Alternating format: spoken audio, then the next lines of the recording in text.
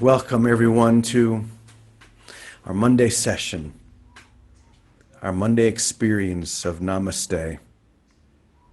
As always, it's such a blessing to join because this is where the magic is. This is where the wholeness erupts from within us. And it's erupting right now. I'm sure you can feel that, and you know somewhere deep inside, even if it's just an echo in your mind, that this is true. The grace is erupting through and as you right now. And the more we join in that sacred eruption, the more we let that light take hold of us. I was about to say, let that fire take hold of us, but I'm giving up talking about fire for a while because people have been telling me that my mind is too strong. And so we'll just talk about light for another week or so. When we allow that light to take us, we know that we'll never be let go. We'll never be abandoned because the light is who and what we are. We can't be abandoned by who and what we are. But we can give ourselves completely to that. Even in our woundedness, even in our brokenness, that light is still erupting within us. Maybe especially then, if we give ourselves to that. And that, my dear friends, is our theme this week. Brokenness, woundedness, but the eruption of grace through it all. It may even sound a little scary at the beginning. Oh no, we're going to be going there? Yes. Because it's only by going through that brokenness, through that woundedness, that we emerge and see that the truth within us could never be broken, and that it's that woundedness, those sacred wounds within us that lead to the resurrection and the ascension. But we have to go through it.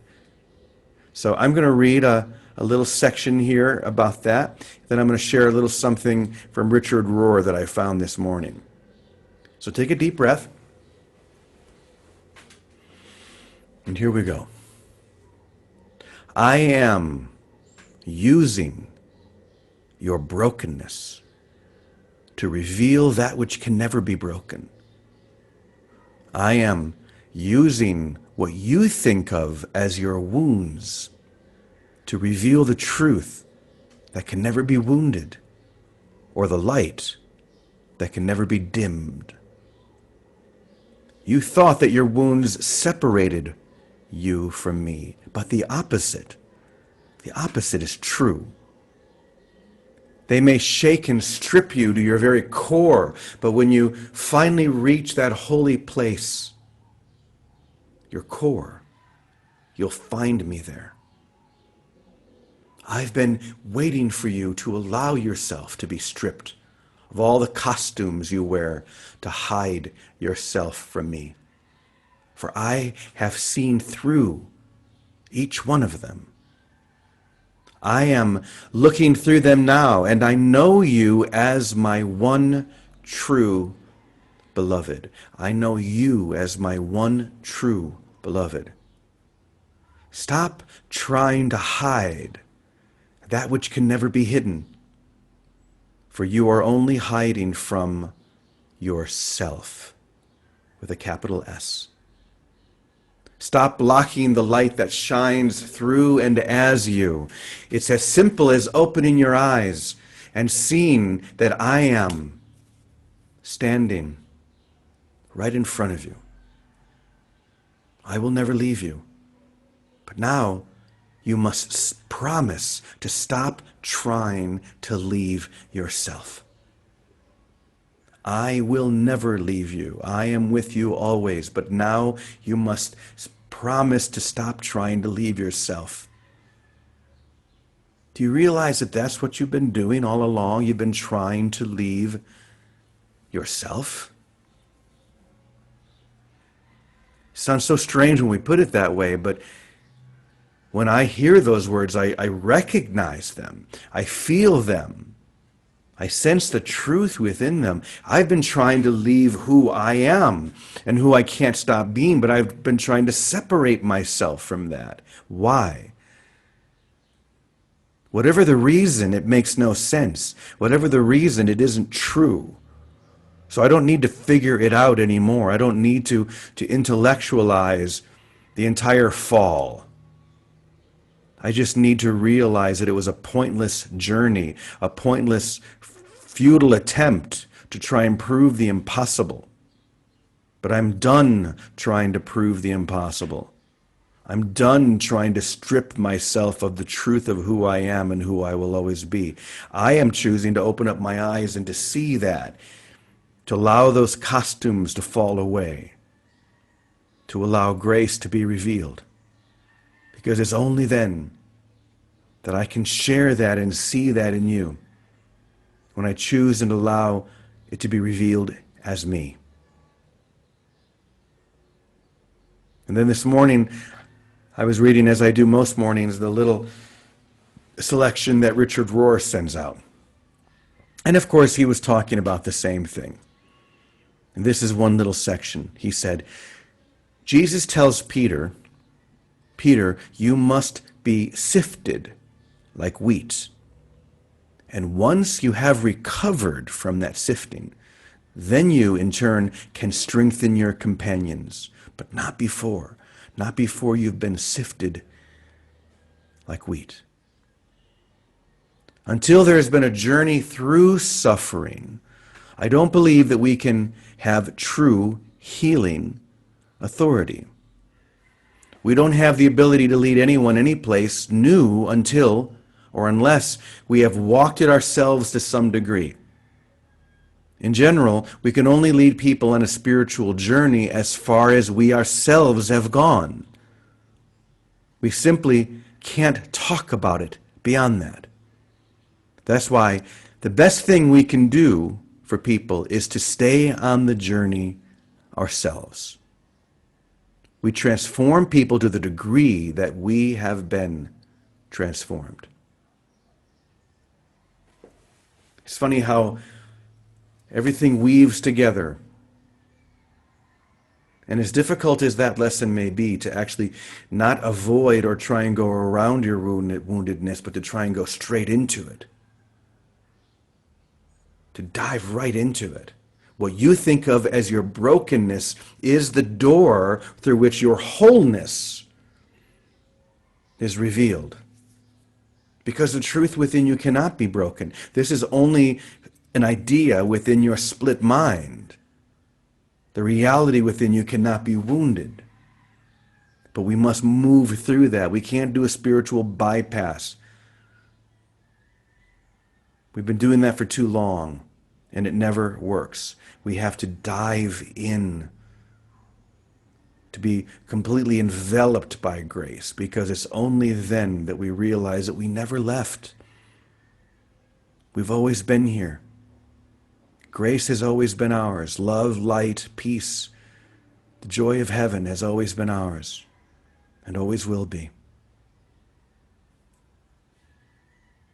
So, now, at last, after a week of being gone, taking care of her wonderful grandson, we allow the voice of practicality to take this and to ground it into our daily experience. Vicky, take it away. Hey, Jimmy. Hi, everybody. It's so nice to be back. And thank you for that beginning, Jimmy. It's like, many lifetimes, I guess, as whirling dervishes. Just that devotional spin right to the center. And I love the theme this week because that the place we're broken is the very doorway to the greater light of realization in ourselves. There's no two ways about it, because the brokenness is nothing but recognizing where our attachment to something outside of ourselves is. That's all that gets broken. Does a fire take our home? Does does our business go? Loved ones physically? Are we getting a divorce? Are we getting wherever lost? Are we getting homeless? Are we getting whatever? But these are the places we have looked and rested in as our identity, not just our security, as who we are, as what we do rather than as what we are. And the realization is, all right, I'll look at everything. And I'm living that right now, living from having lived in a home with a lifestyle as a real center for many groups of people to being transitioned, and I still don't know how or where. And I see the grappling that my mind would go to. Oh, I could go here. Oh, I could go there. Instead of, no, I go right here to the center of my being, to the light of Christ in me. And I rest in, I don't know, but it's not my business. My life's not my business. And that's so with all of us. What happens to me in the next steps are not my business, because this step is the sifting. Just like you said, it's the releasing and the looking at and the recognizing of what I've held dear that has given me some kind of nurturance and sustenance. Now, the sustenance was always the love behind it, but living here in time and space, it's easy to identify the forms that we've been living in, whether they're marriages or homes or locations or any kind of relationship, as that's where the love came from, rather than the love is the constant, and it is ever flowing through me to all of these things. And no matter the broken situation of the form, and there's certainly devastation around us in this world of time, that we take responsibility personally and collectively. So for me, it's not just, oh, okay, my whole life is about to shift, and that goes through stages of being scary for me. But I have to look at the world around me that is falling literally apart through floods and fires and all kinds of situations, and recognize that at some level my unconscious mind has still got belief that these things are my brother's reality as well as mine, as beings in form and in bodies, rather than recognizing, thank you, God, that I can look at this and no longer let this unconscious drive of separation drive me or this world. Help me to stand and be on active duty and take my part in owning the apparent devastation that I see, and recognizing there is no devastation in love. Help correct my perception, because I'm still looking through a lens of physicality, and I refuse to do that anymore. I will not do that. I'll take to my bed first. So I'll look at these things. And yes, it makes me heart sorrow when I see my brothers in time losing and being thrown away in forms of all sorts. And I don't know the answer. I do know to trust the feeling and the passage of this sift.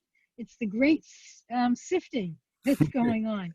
And hopefully there's enough of us who have experienced the light within ourselves, who can stay steady and let this sift happen as my personal responsibility, and join in the answer by recognizing the little steps in my personal life as the compass that I use.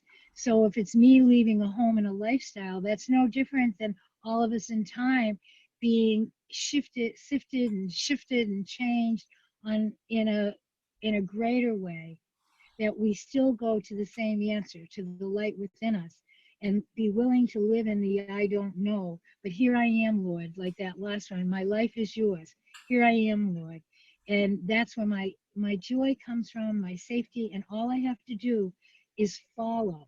And I tell everyone I learned my best lessons from watching Frozen with my grandson, where in the lesson of Frozen is just, you only have to know your next right step.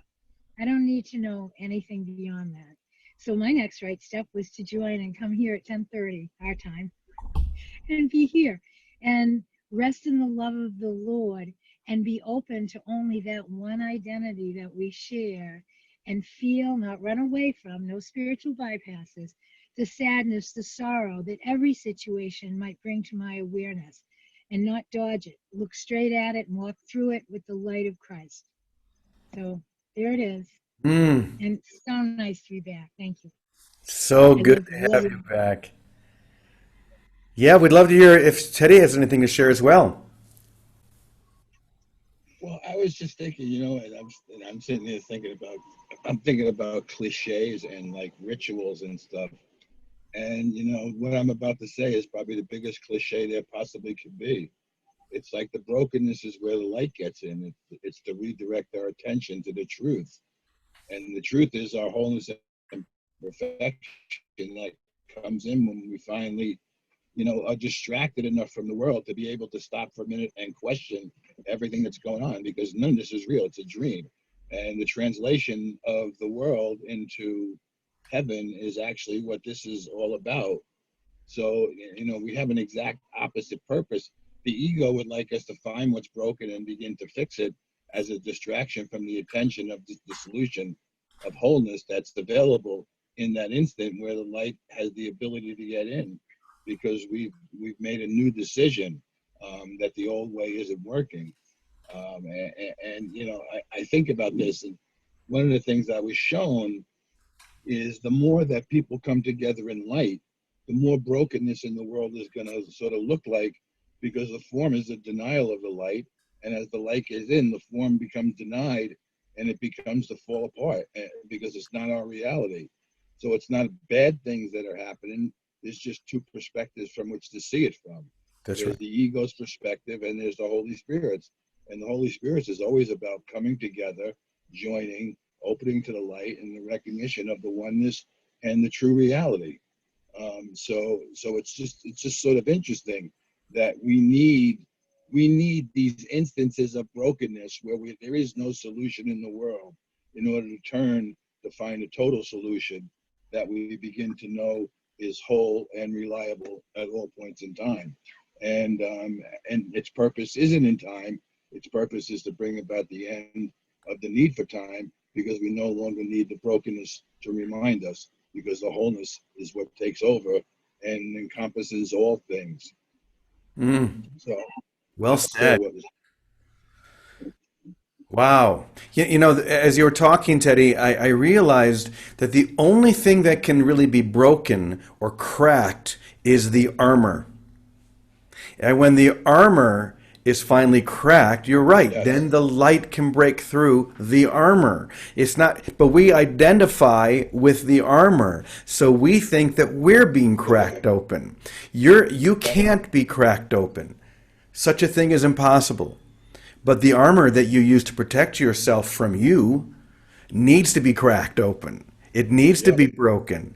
So you're right. This is something to be welcomed. This is something to celebrate. I've been cracked open. It's not very comfortable, but this is the first step into to realizing that this has always been true. Yep. I love that. Thank you so much. Yeah. Yes. That's cool. Just the armor. That's all it really That's it. is. That's right. It's like the package. You're opening the package and to find what the real gift is. You've Yeah. been thinking, here's a box, here's a box. It's a gift. It's what's the gift inside the box that it's all about. And these days they make packages so that they're almost impossible to open. If you notice that, it's like, come on, what the hell? How do you get this thing open? And it takes you 10 minutes just to find. You finally just have to get scissors, like, screw it. I'm cutting this baby off. And then you just cut it right open. That's right. There's no logical way to get it open otherwise. The only way it can be open is to cut it open. And so I love what you said, Teddy. Just let it fall apart. Stop trying to put the world of perception, the world of the split mind, back together. When it's falling apart, as it is, if I can just allow that to be, I realize that what's finally being revealed is grace. Nothing real That's or right. nothing true is falling apart. Very powerful Oh, lesson I for this agree. time. Yeah. Thank you so much, Vicky. Thank you, Teddy. Let's go ahead and take a look here in the Zoom room and see if any of you guys have anything you'd like to share. Raka, I'm feeling you this morning. Sometimes I just feel this little bubbly feeling, when I look at the little pictures of you guys, and I'm feeling you. So what would you like to share with us? Well, a couple of things. First of all, I read Richard Rohr's missive this morning as well, and had jotted down a couple of notes. Imagine And that. We're on the same yeah, page and again. I know, and you'll be really surprised to hear what I had to write. Who do I want to present to the world? The wounded self, which is a disguise, or the glorious light, which is yourself, capital S. I was shopping the other day at Costco, and you walk in, and one of the first things you see is this huge set of racks with Halloween costumes on them. And I said, well, that's cute. There's all the, the kitty stuff. But then they had about 3 racks, very tall, hanging with costumes for adults. And I contemplated that, and I said, now, who would I want to be? And then I looked at the price tags, and I said, oh, I'll stick with this. But more importantly, what that brought to mind was why the price of the disguise is way out of all of our price ranges. Way out. It's costing us way too much. The price is too dear. And once the price is paid for that disguise, what do you get for it? All we get is this world. All we get is this pain. All we get is this suffering, these fires, and this disease and everything. And I'd rather just put the disguise back on the rack again and just go through being myself. Earlier, I had a picture on my background here. This was a postcard that Calico gave me on my day that I left Namaste to come back to America here. And on the back, she wrote, this is a quote from the Course, healing occurs as a patient begins to hear the dirge he sings and questions its validity. Until he hears it, he cannot understand that it is he who sings it to himself. So, what song do I want to sing? What self do I want to present to the world? These choices are the most important choice in this world, because it is not of this world at all. And I choose that life, that love, the mind, my life, giving it to Spirit and letting Spirit direct it. Right, Vicki? Right. Oh, that was great. Well, Barack, I love following my guidance and just picking the people who are sparkling. And I see someone else who's sparkling here, and that's Christina. I just noticed Christina is with us this morning. She's always sparkling. She sparkles like an effervescent diamond. So let's hear what Christina has to share about this. Good morning, everyone. Beautiful sharings, Baraka, Vicky. Love your sharing, Jimmy. Yes. The fullness of all aspects. The fullness of what the eyes see in this world and the fullness of what exists beyond them. How do we hold all of it? Where is that center within us that experiences everything within and everything on the outside at the same time? Powerful question to ask over and over and over.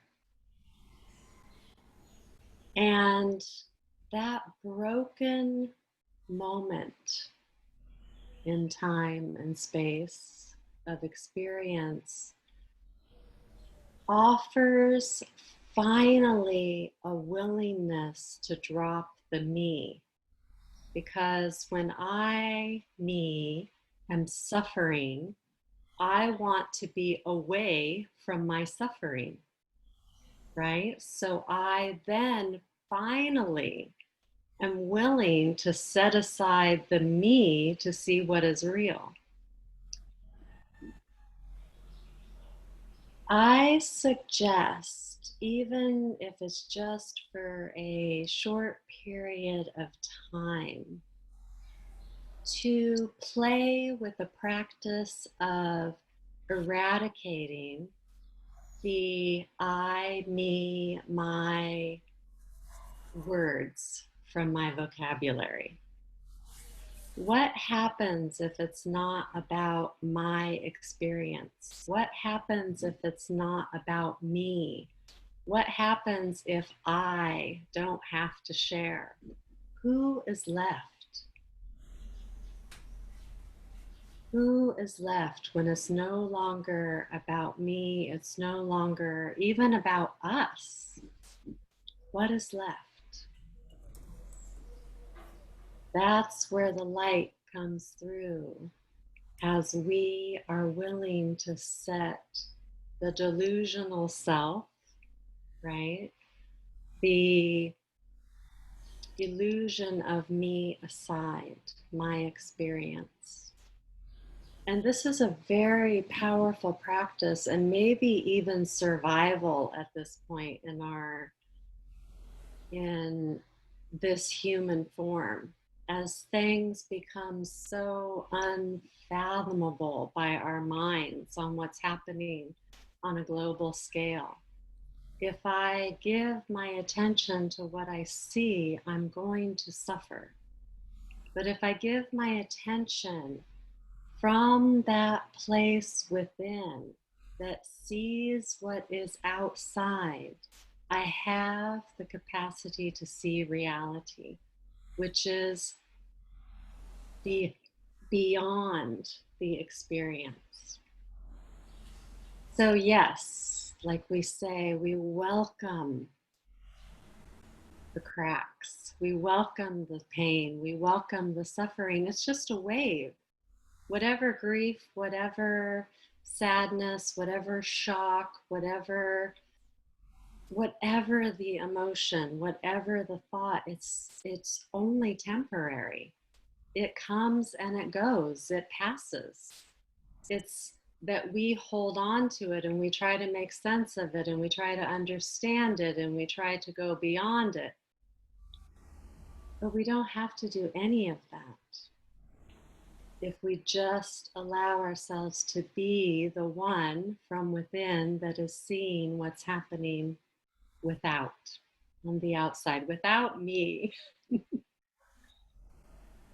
So during these times, where is that space from which I, this experiencer, sees from within and also experiences what's happening on the outside at the same time? Thank you.